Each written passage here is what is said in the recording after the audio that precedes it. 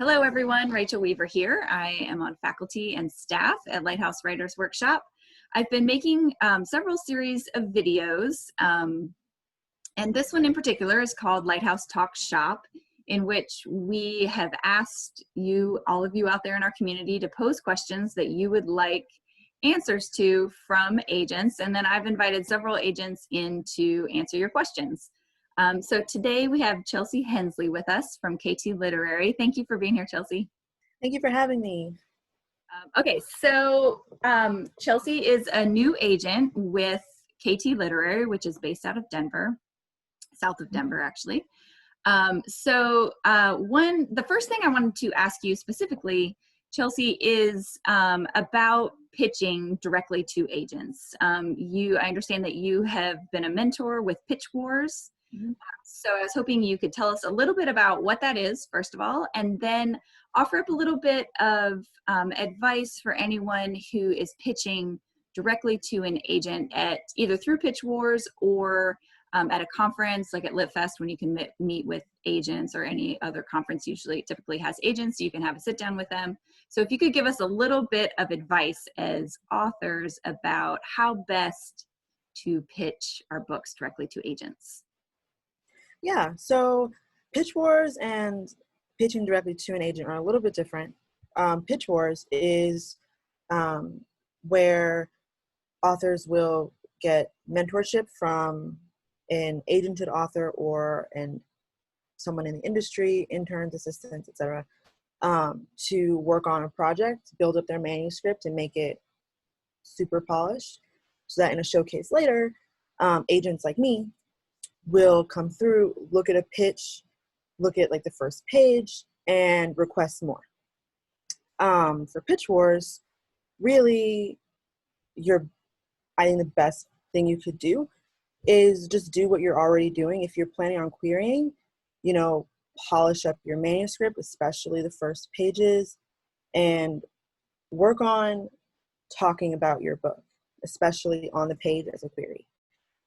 Pitching directly to an agent face-to-face with words is a little bit, I found that to be more nerve-wracking, most certainly, because you're looking somebody directly in the eye, but the same principle sort of applies. When you're querying, it helps to be as specific as possible about your book, and getting directly to your conflicts, to really what sets your book apart from others. Something that I find in my queries is that things just aren't as specific as I would like them to be. Like, your book is not like anybody else's book. So I want to know exactly why your book is special, why I should read this book, represent this book. And the same goes when you're talking to me. So yeah, I think you should think about the things that you want me to know, first and foremost, the things that say that your book is the book, and focus on those.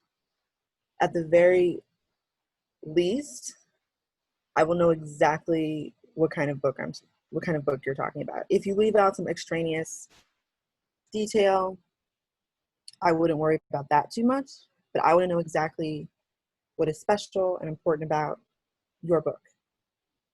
And that goes for talking to me and also in a query. Yeah. So in a query, it's interesting to me that you focused in right away on the conflict being a part of the query. Do you feel like the query, this gets to us to the next question, which is the biggest mistakes that are made in queries that you see? Do you feel when you read a query that you're looking for that conflict mostly? Like, is that the main thing you're looking for?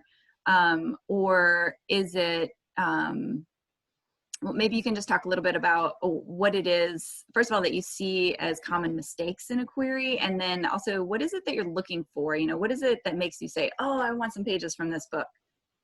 Yeah, so I would say one of the more common mistakes is just speaking more generally about your book, because the conflict and the stakes are the things that are going to keep me reading throughout anyway. And I found that if they're missing in a query, they might also be missing in the pages in the project. So in general, if I see that missing, I'm like, what else might be missing there? Because also, when you're thinking about your query, you want somebody to read more. You want somebody to read this and say, oh, this sounds like a really cool book. I want to read it. So you're not really going to get that kind of feeling if you're just saying very generally, this character goes on a quest to save the world. Okay, there are lots of books like that. So I want to know what makes your book important and special and why I should read it. And the easiest way to do that is just to talk about what's happening in it. What is the most important thing happening in this book? And if that doesn't happen, what happens next? What are the stakes involved? That is probably what is missing most. I say the lack of specificity. And maybe, I'm trying to think another common, that's probably the most common. Other things, nothing else really bothers me, I would say, too much. It's more so if I can't see what your book is about, then it's just kind of, I can't tell what your book is about. So I'm going to assume that I don't want to read it. Okay, let's see. The next question that was posed that I wanted to ask you is, I wonder if you could talk a bit about the importance or non-importance of a social following for debut authors of fiction. We always hear that it's super important if you're writing nonfiction to have this huge platform, but what are your thoughts on a social media platform for debut authors of fiction? Well, I think it certainly helps to have one. In the querying stage, it's not super important to me if you don't have one. If your book sells and goes on to publication, I'm probably going to ask you to do something, a little something. I'm not going to ask you to suddenly become, to have 1 million followers on Twitter and be on there every day and be Twitter famous. But for you to put yourself out there and do your part in promoting your book, I love that, and I think that's important. But I wouldn't worry about it too much in the very beginning stage where you're just looking for an agent or just starting your publishing journey. I wouldn't stress about it.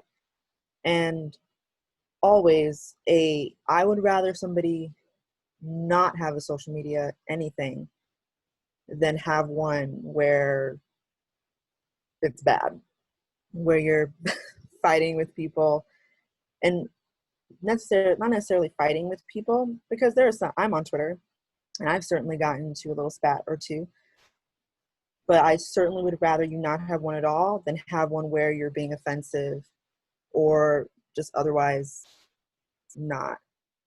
No. So yeah, if you're right now, you don't have one and you're like, maybe I don't know if I want one or not, really the most important thing is to just have your pages ready, have your project ready, and work on your query. Later, if you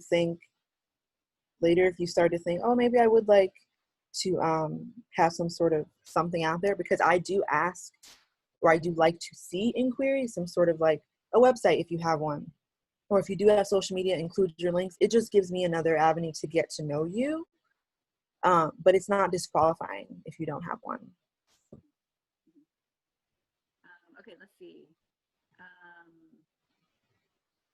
Okay, the next question, there were a lot of questions about this. So I wonder if you have any thoughts on how if so, how has the pandemic affected publishing from your perspective? Has it changed anything? Sort of what's happening in the landscape of publishing from your perspective currently? Well, things like everywhere, it's definitely slowed down. People are still sort of finding their bearings, et cetera, and figuring out where do we go from here, which is not a foreign concept for anybody right now. But in general, things are, as far as procedures and things like that, things are progressing the same way. Editors are still acquiring, agents are still signing clients. The pandemic has not put that on hold. I would say the same with any sort of big event. It changes what people are looking for, especially in children's spaces. People are looking now for, lighter reading material. They just are. It shifts and ebbs and flows, etc. And it just happens. And it will go back to what it was eventually. But otherwise, besides some lags in everything, publishing isn't super different than it was a while ago. But we're still in it, so I don't know what it'll look like. I can't be 1,000,000% certain what'll happen, in a few months. But right now, it's happening. And then in conclusion, I wonder if you could just let our audience know a little bit about what you're looking for specifically as an agent as you are building your list. Yeah. So I'm looking for middle grade, young adult, and some select adult fiction. With adults, right now I'm only looking for fantasy. Specifically, I'd love to see some darker fantasy that's sort of akin to like Naomi Novik, things that are dark, atmospheric. I also love to see some supernatural horror. I'm kind of on a kick with that right now. In the middle grade space, I'm looking for more whimsical, adventurous type fantasy. When it comes to middle grade, I'm more into the upper level stuff. And with young adult, I'm looking for almost everything. I'm a harder sell on like contemporary, but I would especially love to see some young adult mysteries and thrillers. I really like them to be dark and twisty and super character driven. And I'm always looking for young adult fantasy. That's like a perennial want of mine. I want to see new things happening there, but I love fantasy, and I will read it. So, yeah, that's probably a good overview. But generally, I'm looking for fresh concepts, immersive worlds, really strong voices. And yeah, if you got it, I want it. Thank you so much for spending some time and let me ask you questions. I really appreciate it, Chelsea. You're welcome. Thanks for having me. Yep. Talk to you later. Talk to you later. Bye.